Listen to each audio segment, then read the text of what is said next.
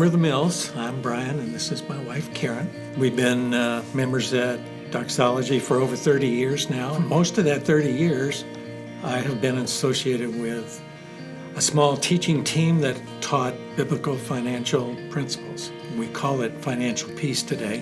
When we first got married, we didn't know a whole lot about money.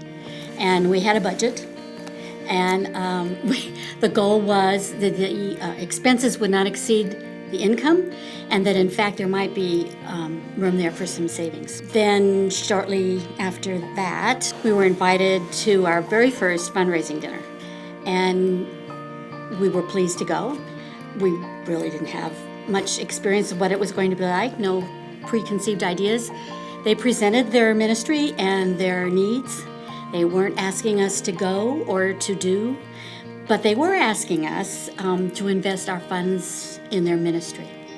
And while we were attracted to the ministry, I looked at the budget concept and I said, we don't have funds, and there is not a way for us to do that. And so we left that night without making any kind of commitment. As a result of that, we said, we need to ask God what He wants us to do with giving.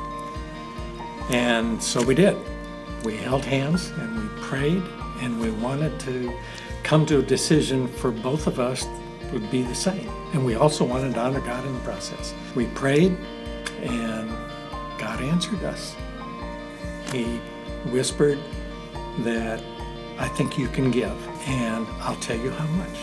We looked at each other and said, we are investors, first-time investors in the kingdom of God, and we have no idea how God is going to do this. We know what our budget looks like, but we decided that, we could be the investor.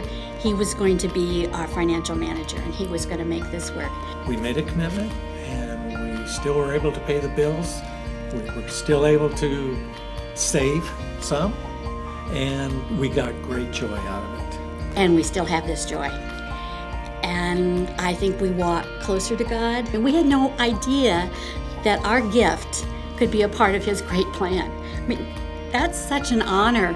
Our story is probably not unlike many of the people who are listening to this. But there are people who are listening to this that haven't tried it. And I would say, just simply go to the scriptures and ask God, what would He want you to know? And then ask Him, what would I do? What should I do? What can I do? And trust Him. I'm not telling anybody to just give. I'm telling them to seek God, seek what He is doing in this, and get involved in it, because you will be the one that gets blessed on the backside. Whether it's satisfaction at seeing what God is doing, or whether it's seeing the growth in your own life because of it. You trust God with everything.